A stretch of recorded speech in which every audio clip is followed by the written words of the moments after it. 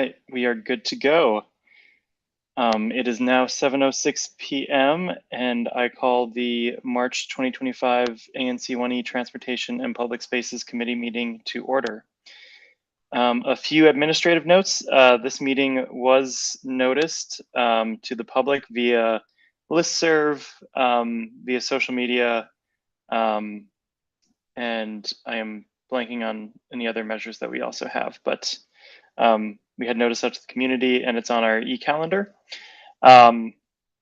We've grown our ranks of committee members. A few folks weren't able to join us tonight, but fortunately we have Katia who will be joining us along with another Howard student. And then we have, so two people, sorry, I am having a rough go of it tonight. I'm just going to pull up my list of members so I can read off the SMDs that we now have representation from. We have Daniel from 1E04. Skip is also from 1E04, but since we have enough members now, it's okay that we have multiple members from 1SMD. We have Katia from 1E05 and Leah Peterson from 1E06, who is another Howard student. And obviously, Ali and Matthew, Matthew from 1E02 and Ali from 1E03. So just missing 1E01 and 1E07 at this point in terms of ANC representation on the committee.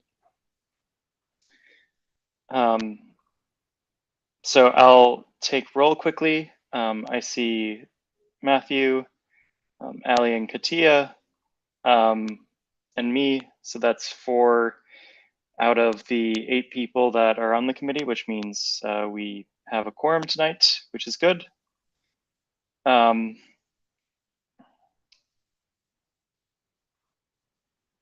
And I will share my screen now so you all can see the agenda.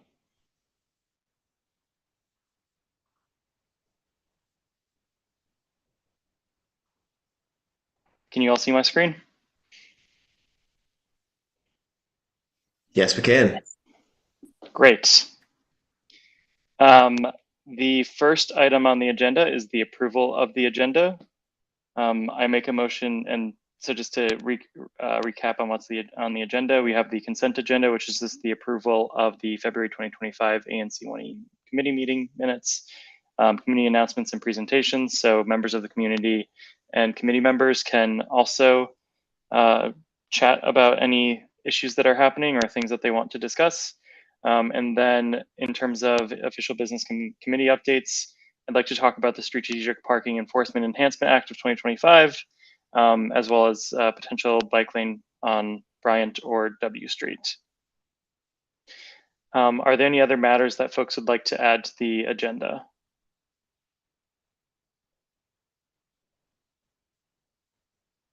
All right, I make a motion with unanimous consent that we adopt the agenda as written. Is there any dissent? It looks like Matt has his hand up. I don't know if that's intentional. Oh, sorry, Matt, go ahead and speak. I am having a tough time seeing both. That was not intentional, actually. So please continue. My apologies. No, oh, good. Hearing no dissent on the agenda is adopted. And then in terms of the consent agenda, all matters listed under consent are considered to be routine and will be enacted in one motion. Anyone on the committee may remove an item from the consent agenda by request. I make a motion that we adopt the consent agenda, which is just the approval of last month's meeting minutes. Is there any dissent? Hearing no dissent, the consent agenda is also adopted. Now we have time for community announcements and presentation. So commissioners, committee members, and members of the community can use this time to make public announcements, distribute information, or alert the community about issues, and speakers have 3 minutes. Is there anyone that has an item that they'd like to discuss?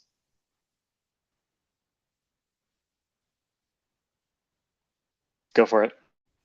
Yeah, so actually, I did want to, and perhaps there's another section of the meeting that was more appropriate, but I did want to proceed with working on a resolution for the ANC on the the red light turning on red at red lights, or sorry, no turning on red lights, turning right on red lights issue that we had discussed very briefly during the last ANC meeting. And so thought it would be useful to uh, discuss quickly ways to work with to solicit input from the community about potential intersections that the ANC might want to consider to suggest or recommend for having explicit signage, as we had discussed last time. Um, and so, I mean, certainly to solicit that information from anyone who is participating here today. Who might want to share particular intersections where there's particular danger and they think that explicit signage would be useful and good for pedestrian and automotive and bicycle and all safety. But then if others have suggestions on how to solicit that input, then I would welcome that.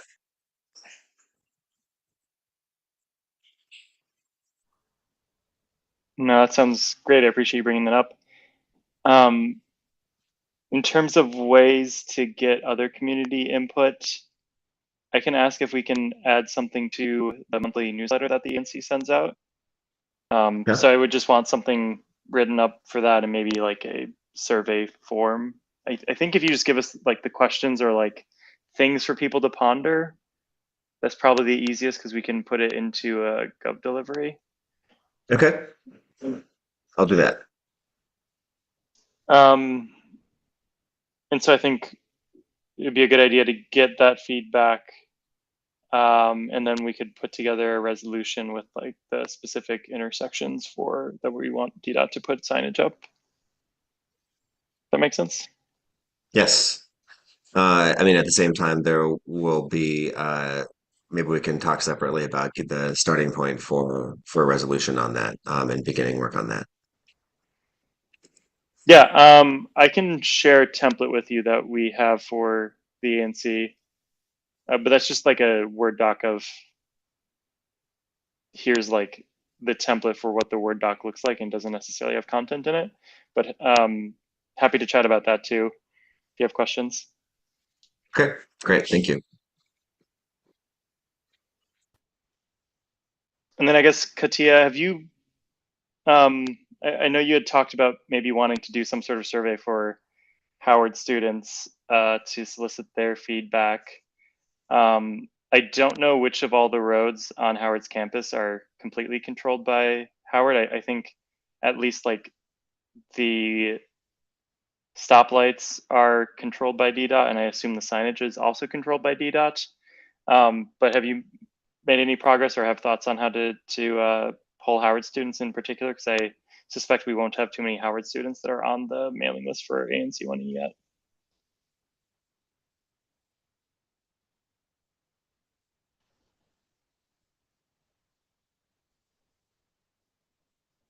And maybe you didn't hear me, Katia, but we can chat offline later. Oh, okay, cool. Cool. You're going to start on a survey next week. Great. Happy to chat more about that. But I think when we talked about this before, happy to follow your lead as much as possible because you will know best on how to do outreach with students. So thank you for volunteering for that.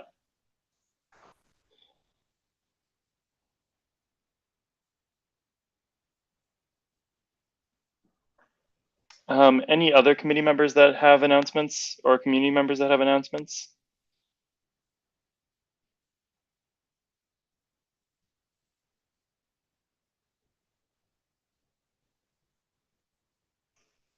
And Jean, if you want to talk about your favorite topic of the one-way conversion, happy to promote you so you can talk about the work that you've been doing there. Otherwise, I'll just tell folks about it.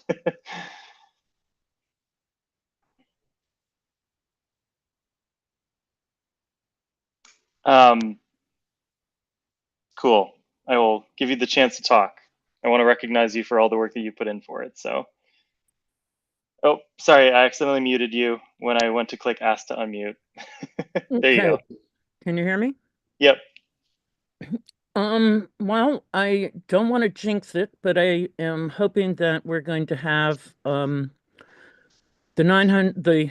2000 2100 block of 9th Street going one way north so that the traffic intersection of Florida 9th and V Street doesn't have a southern direction from 9th Street, adding to the chaos of that intersection. Invariably, only two people can legally get through the light, and often three or four, are trying to get through it.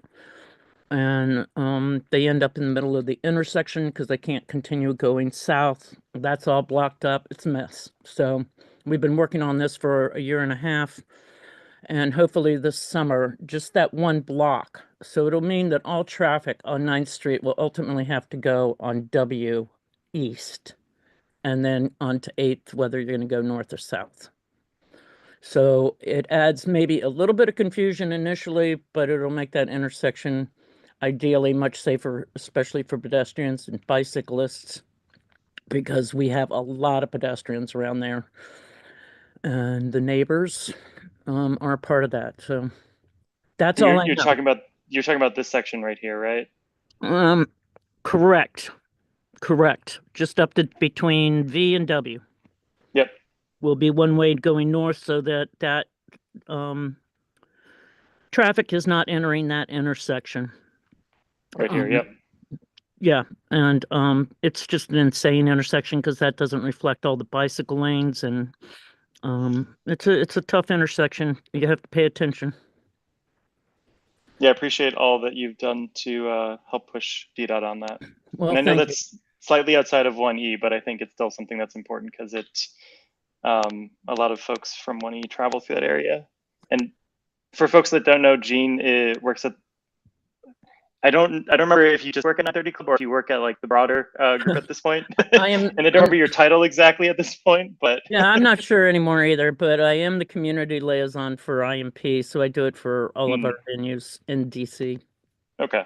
Well, thank you for all your work. I do Well, I really appreciate it. Yeah, Hopefully thank it'll work you. out. As a frequent 930 Club enjoyer and a pedestrian on 9th. Well, I hope it makes it safer for you. That's certainly our intention. Awesome. Well, I will take you back off the panel, but thanks again, Gene. I really appreciate it.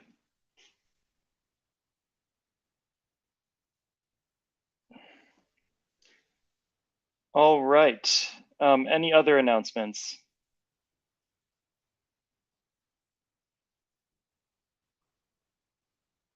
Okay.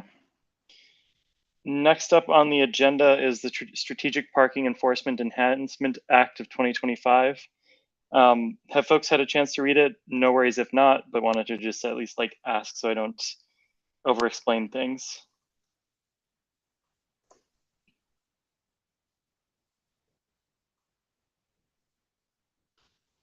I'm going to take the silence to mean that people have not read it, which is totally fine. I'll bite the bullet and say I've looked at it, but I wouldn't say I've read it. Okay. I've read it, but I think a brief overview would be useful. Yeah. So the Strategic Parking Enforcement Enhancement Act of 2025 is a redo of a bill that was introduced in 2024 by Councilmember Nadeau, the goal of which is to improve parking enhancement throughout the district. I think this version of it is relatively short from what I remember reading today. Yeah, only a couple of pages.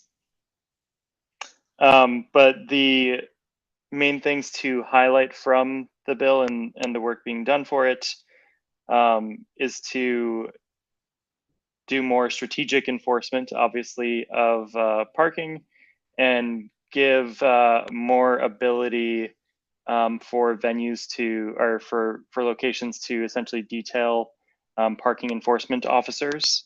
So think like if U Street area or like a venue wanted to spend money to detail parking enforcement officers from DPW to do strategic enforcement in the area around a venue or do strategic enforcement on a particular corridor, they could do that. And there will be some amount of subsidy program to help venues pay for that if that's something that they're interested in, and there might be a financial challenge there. And this would only be available to DPW officers who like are up for overtime. So it's not something where, you know, we can essentially pay to choose where the existing capacity for DPW goes for parking enforcement. This is just if officers want to get overtime, then they're able to, through the agency, be detailed out to particular locations and do parking enforcement. Does that high level overview make sense? Yes. Yes. Okay. And I can just share it really quick and so folks can read it. It seems very oriented towards events in particular, sort of special events, or where there be a particular need to maintain parking rules by private interest. Is that sort of a correct reading? Um,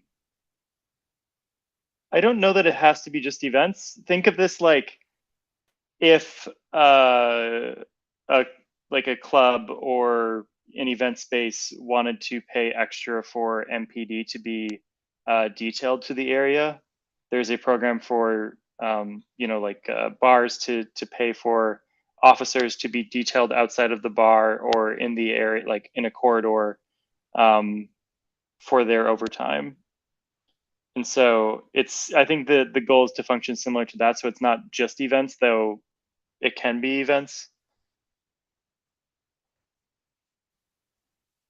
Is that also subsidized by the district? The security focused detail. They're not. It's not necessarily subsidized. It's oh, um, if you're talking about MPD, I think there are subsidies for paying for MPD too. I don't know what this Yeah. eligible entities piece means. There's probably a lot of context there that's missing, or that's. I mean, it's a bill, so there's not always going to be like all the context in there. But if you have questions about the eligible entities, I'm happy to follow up with the council member on what exactly that entails.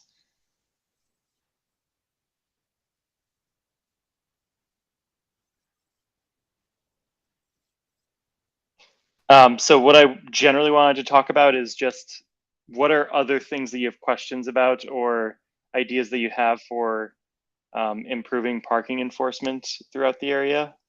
So one thing that's been flagged is that university police aren't allowed to do any sort of ticketing of people who are parking illegally in the corridors around a university.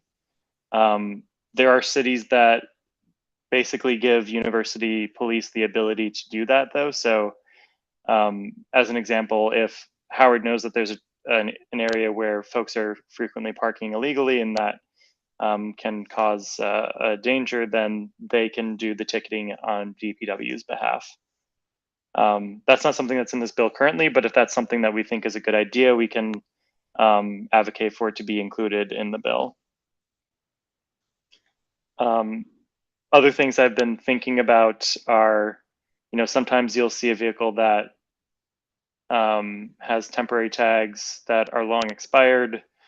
They've racked up thousands of dollars in fines, and you look at the ticket history, and their past 3 tickets have been tickets for having invalid tags. And my thought process is, at that point, why isn't DPW just booting them? And so I don't know if there's something to like push DPW more on booting the vehicles that they find that are clearly presenting a danger and that they know where they are. That was definitely going to be my suggestion, or some kind of look. I don't know. I see so many fake or like long past expired temporary tags. If there's any way to get any kind of language in this to, I don't know, emphasize that, that would be my suggestion. I mean, overall, I think it's good progress. But yeah, anything that we can kind of do to get those, you know, unregistered or long past expired temporary tags off the street is good in my mind. So I think that's definitely something good to flag. You know, I think past iterations of the bill are of what the council has done has helped with that. I don't remember the bill from last year, but there was a bill around making it easier to boot and tow vehicles that um, have invalid tags or have obscured tags. So I'm just trying to think of like what other ways like can we like push on them to do better about the enforcement outside of like we need more DPW staff members and we need more towing capacity. So I'm kind of just wondering like are there enough boots to go around? Like have we run out of boots in some cases and that's why we don't see as many vehicles booted when they seem like obvious candidates to be booted? That's interesting. I'd always considered the lack of DPD and parking enforcement, but I'd never really thought about the lack of boots to physically boot the cars.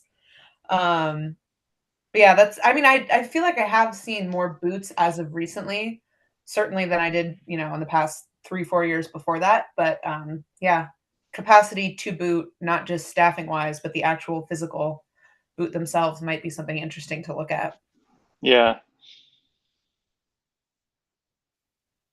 I mean, the first thought that comes to mind in light of the recent legislation on this, and I know it's been on Councilmember Nadeau's agenda for a while, is, I mean, how's that working? The measures that were instituted. I mean, if we're thinking holistically about how to deal with the parking issues in the ANC, is there a possibility to engage her office more directly on this? Is that like is that where this is coming from? That they asked to solicit feedback for future efforts?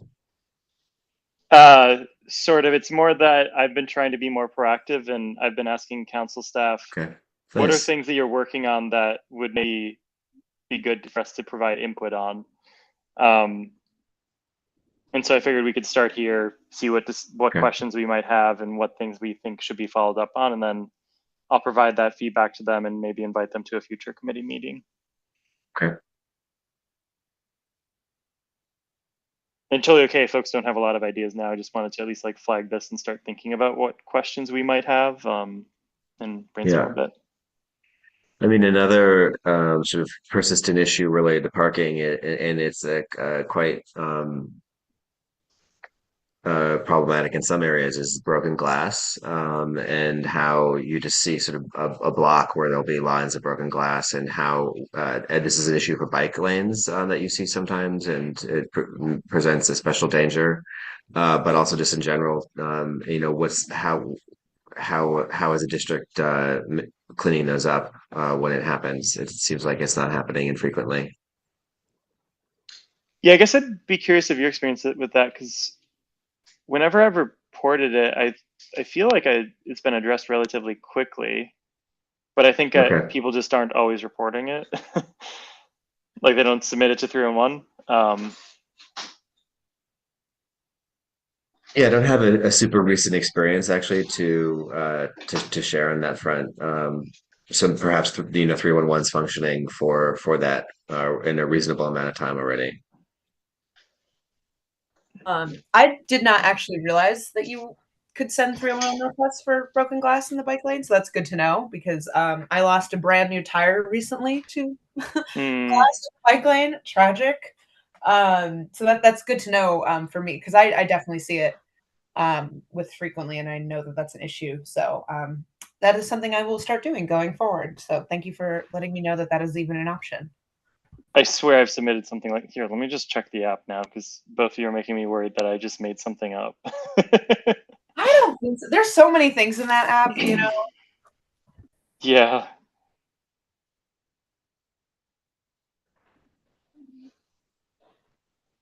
I'll be honest, I do not like the new app. It is very hard to find the things that I care about because I will search for things that I know exist. I'm going to follow up on that and I'll get back to everyone.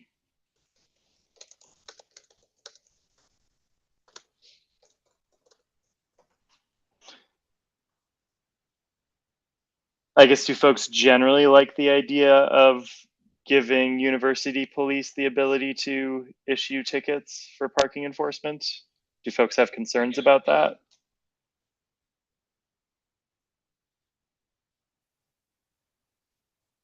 I mean, it sounds like a reasonable measure. I mean, essentially, it's I mean, the bill that we're talking about, we've taken a look at, essentially allows people to hire DPW on their off hours to do their parking enforcement. It's the same people who are doing parking enforcement as would be doing it otherwise. Just someone else is sort of paying and encouraging it.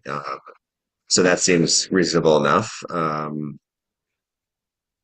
Yeah, I guess my main question would be about the subsidy and what the nature of that subsidy is, and yeah, that's my main question. That's fair. And I see Jean raised her hand, so I'm going to allow her to speak because I'm sure she has opinions on this too, which will be good to hear. Thanks. That was a good thing, by the way. That wasn't Okay, good. bad. She has I hope so. opinions. I wouldn't want to drag the conversation down. So questions. Who's getting the money? I mean, the ticketing, like obviously I would think that when Howard tickets on campus, that money goes to them, right? So who gets the money? Are they going to be carrying DC ticket books? See my point? And if that's not the case, that it's not going to DC, I would absolutely be against it. Yeah, That- my understanding is other places that have done this just give them the authority, like give them the ability to write tickets for the city. Howard separately has its own authority to write tickets for like its own property. Right. But I can't imagine that they're actually getting the revenue at this point. At that point, I think it's more of the reason why they might want to do it is because they want to disincentivize people from making traffic patterns in the area more difficult or dangerous. And so they might want to write the tickets just because they could get folks to change behavior. But that's a fair point. I appreciate what you're saying totally, because there's an entrance to Howard Hospital that people park right at the entrance, which is illegal. You're supposed to have like 5 feet or something from the entrance of anywhere, curb cut. But yeah, as the money's not going to DC, I would adamantly argue against it. That's all. Yeah, that's fair. I guess do you have thoughts on the other portions of the, or I guess the actual provisions of the bill, more on venues being able to hire DPW for strategic enforcement? So I guess that makes sense on some kind of level. I'm not real sure. So like when you are going to do a block party or you're going to do any kind of event, you have to go before the mayor's task force. I'm not sure exactly what it's called, but where every department is represented, and then like the police will tell you how much your event's going to cost you for getting police, and whomever brings the water barrels and stuff like that tells you how much that's going to cost. And so you get this cost breakout when you're doing an event, which would include whatever DPW would be doing, I would think. So it seems, I don't know, kind of, I don't envision, I could envision the baseball stadium utilizing it, the maybe Cap One utilizing it. I just, or maybe especially around Audi, what is it, Audi Stadium, the soccer stadium, which is in a intensely residential area, maybe. But I don't know. I mean, it's just kind of an out there kind of thing to me, to be honest. That's fair. But the I hiring of cops, those are called reimbursable details. It's a program Jim Graham created probably close to 20 years ago now. But I know a lot of like 1900 block of 9th Street has a reimbursable detail, and they've had a hard time getting cops. So I don't know where that's at right now, but that's what that's about, is to get the cops on the streets in commercial, especially commercial areas. Makes sense. That's all. Well, appreciate the feedback, Gene. I will flag that for the council member's office.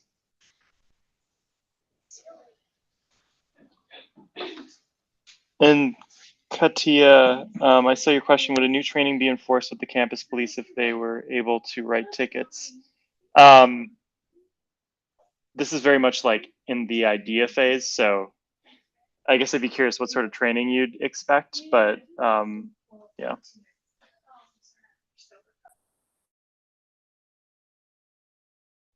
And we can chat about that offline. Any other thoughts from folks on this particular topic?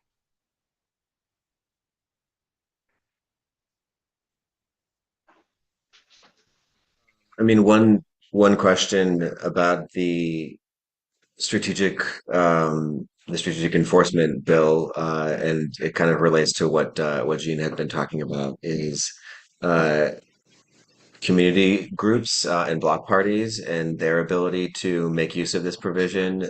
It's not clear if that if the legislation that we looked at would in fact provide for that. I mean, it says sort of BIDs and landowners and so on. But that's one question. Is this something that a block could make use of? I mean, parked cars do interfere with block parties, for example, or other kinds of sort of for community events too. I think so. I think that would fall under organizer of a licensed special event. Though I guess do you see many block parties where like they would actually want to spend the money to have DPW? Because I think like the real issue is someone might not move their car, and then at that point, their car is just like in the block party. And so like they might call DPW to give the person a ticket for illegal parking at that point. I guess I'm struggling to imagine like a block party that might actually want to pay for the provision at that point. What does it cost? I mean, that's another question that Fair. what's the cost? And if I mean, if cost is an issue, then should the district make it such that a neighborhood event doesn't have to pay the same cost? I mean, if the district is subsidizing this, then maybe some people deserve more of a subsidy than others. Yeah, I guess like these like my thought is like a block party in the sense of like a one block area organizes a block party probably wouldn't even bother because there's already some enforcement mechanism and you don't necessarily need like recurring enforcement. Whereas something like H Street Festival might want to pay for something like this because they might want to pay for like recurring enforcement on the blocks around H Street during the festival and like have Over an them, extended period. yeah, like over the course of a day because there's just Okay. like a larger geographic area, if that makes sense. Yeah. But that's a I fair mean, question. I'll ask that the too. the if we sort of boil it down, essentially the bill says people that can pay for it can get better parking services. And so, I mean, that's sort of a perspective that I think we need to be thinking of. I mean, that's what it is. So, are we okay with that? Yeah, I think the thing that makes me okay with that is that this only uh, applies when someone at DPW wants overtime. And how often is that? I have no idea, but that Yeah, I would be don't know. useful Yeah, information. yeah. Um,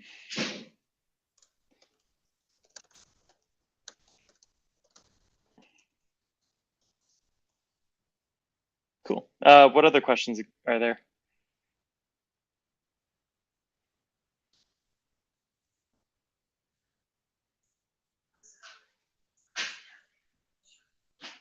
Cool.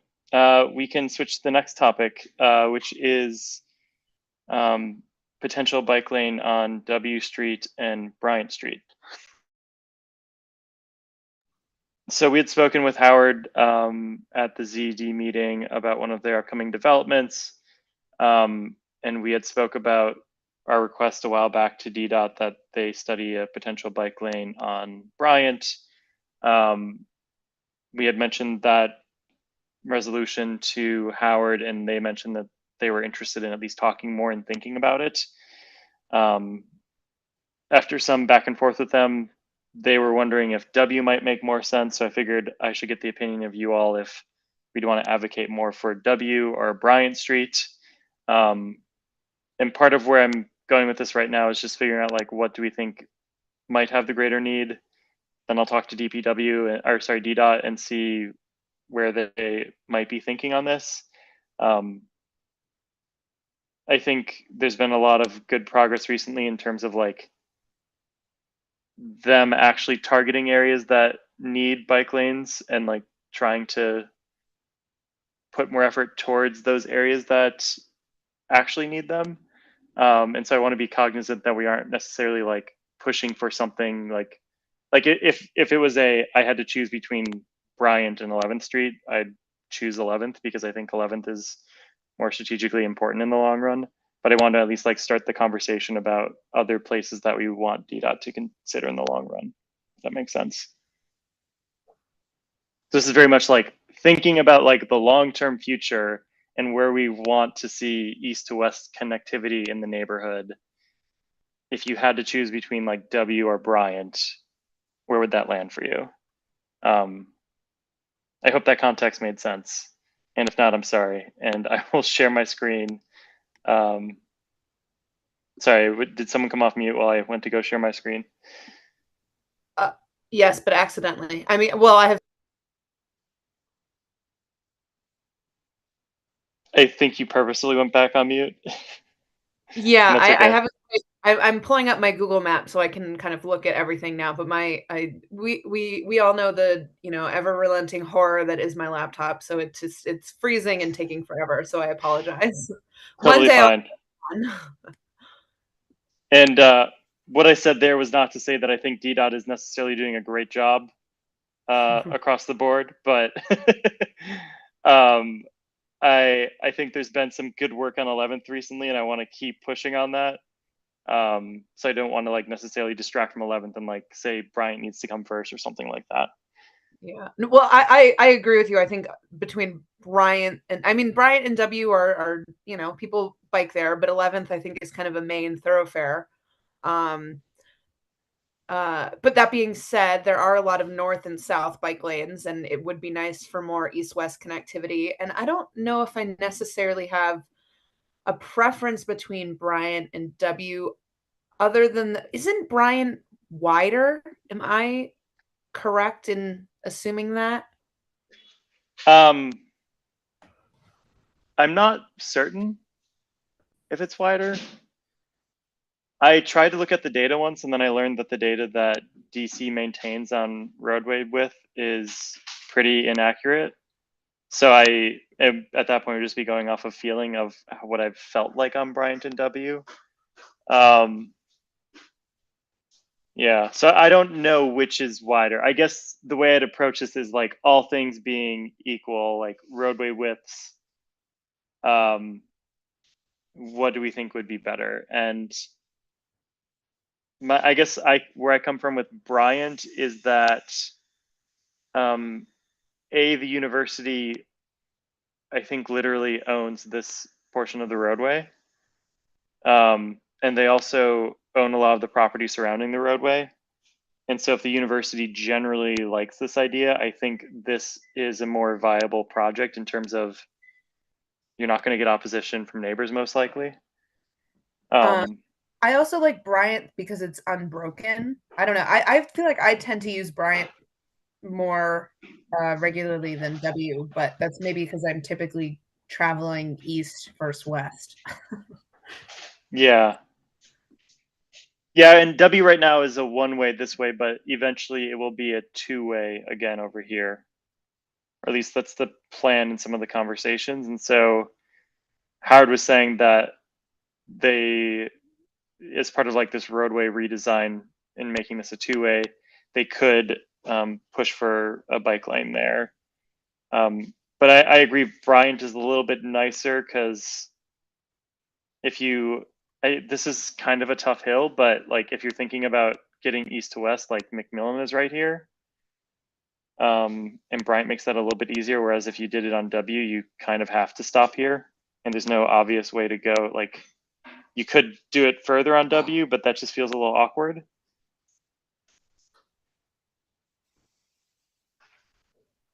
One Um, one additional thought is, I mean, in particular, the interconnectivity with Ninth Street and 11th Street, and which of those is best suited, given the current development plans for those parking areas.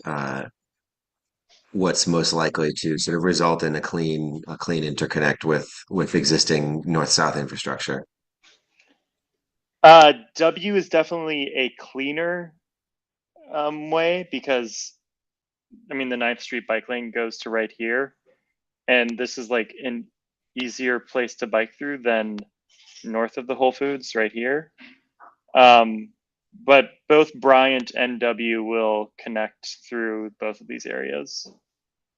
And this, I think it'll also connect to over here too, actually. And so at that But the point, Whole Foods is going to be there in any case. yeah. So like you'd have to go around the north side of the Whole Foods, and I think like this portion of the road is a little dicey. Yeah, because people park there to go to Whole Foods. I think sometimes you see people double parked, or sort of with their hazards on, quite frequently, and there's not enough space Yeah. for two direction travel.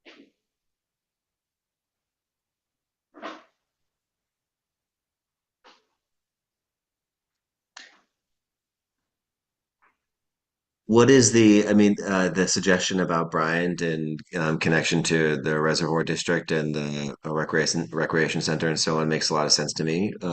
What are the other bike lanes There aren't in any. the Dry Park area? Yeah, there's not really. It's just small streets, right? So there's no other infrastructure around there. Yeah. So the reason why I like Bryant is it's a pretty clean connection going all the way to North Cap, and there is theoretically going to be a redesign of North Cap. I don't know when it'll happen. I don't know if it'll happen in my lifetime at this point, but theoretically there will be a redesign of North Cap, and there might be a deck over of portions of North Cap, and they'll want to like make this a little bit more pedestrian and bike friendly. Again, not sure when or if that's going to happen, but I'm kind of just like thinking long term then at that point, if this is theoretically going to be something that might be a little bit more bikeable, then Bryant seems like the more obvious candidate. Um, and you can also get up to the Reservoir District from here, but also this area seems a little dicey too, so maybe you wouldn't even want to go up that way.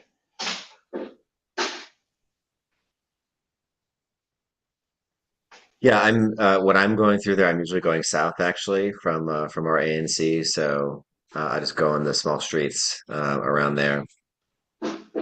Yeah, I'm usually going Bryant and then down second. Yeah.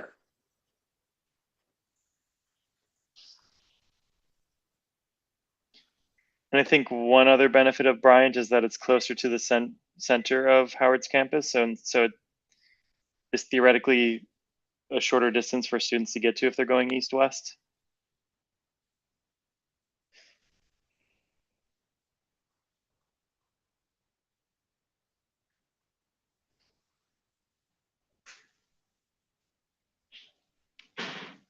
It sounds like we think there are generally pros and cons to both, though, and we don't necessarily have a strong opinion.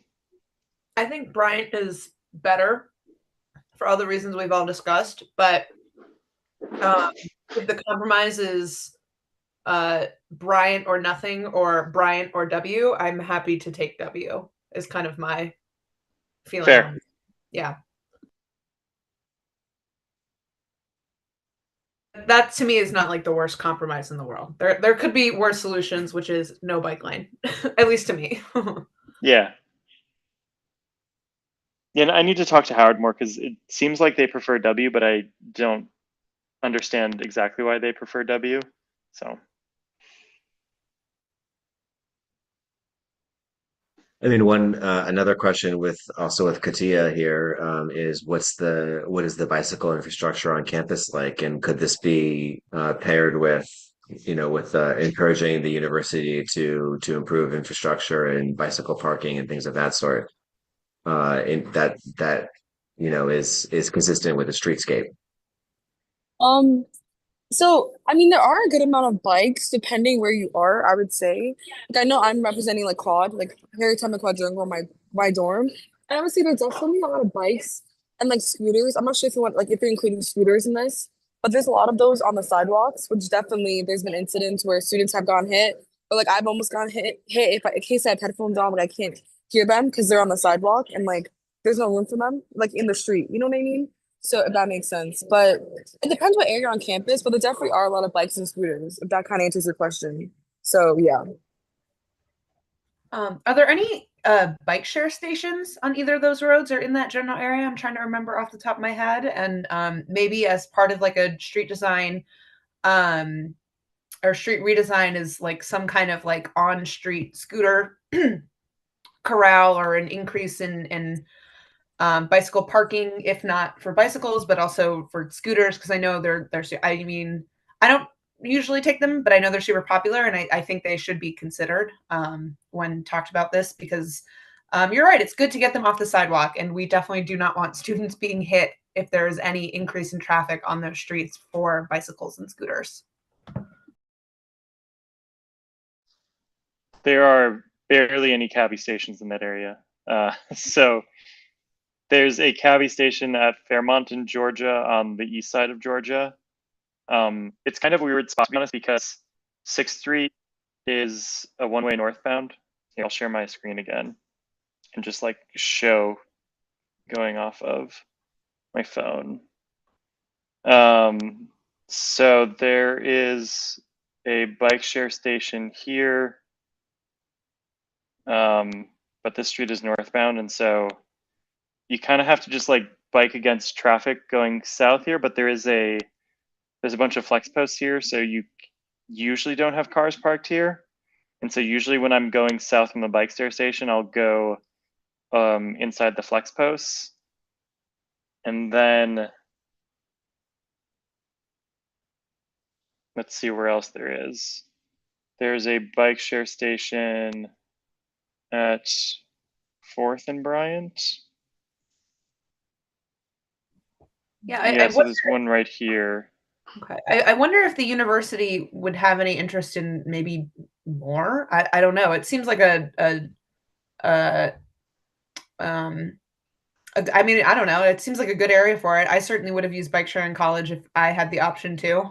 Um, but I mean, maybe with bike lanes comes a bike share station. I don't know if you would request that with Cabby or through the university or what, but that is maybe something interesting to think of with addition to a road diet. What we've typically done is if there's going to be a big development in an area and there's space for a Cabby station, and like there aren't Cabby stations that close, then we'd ask for a Cabby station there. So like we could ask for one here.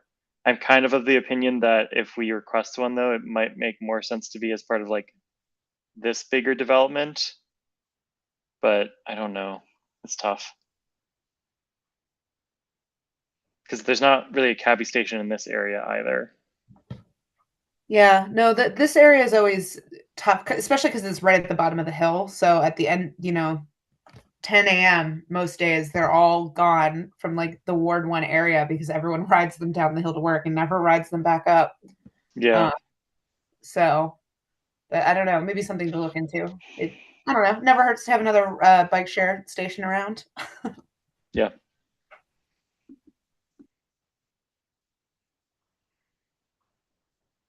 Any other thoughts or questions from folks?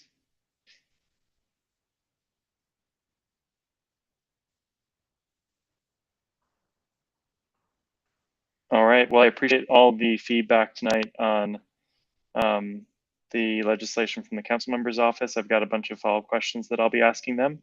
And I appreciate the feedback on the discussion around Bryant and W. I'm not sure when we'll be chatting with DDOT, but I will include some of those thoughts in that conversation. And I appreciate everyone's time tonight and your commitment to helping make the area a safer place to get around. So thank you for your time. Thank you for your And leadership. Yes. of course. And with that, I will make a motion with unanimous consent that we adjourn the meeting at 7:56 p.m. Is there any dissent?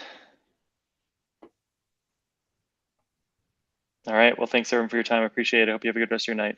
Thanks, Have all. a good night. Have a nice evening.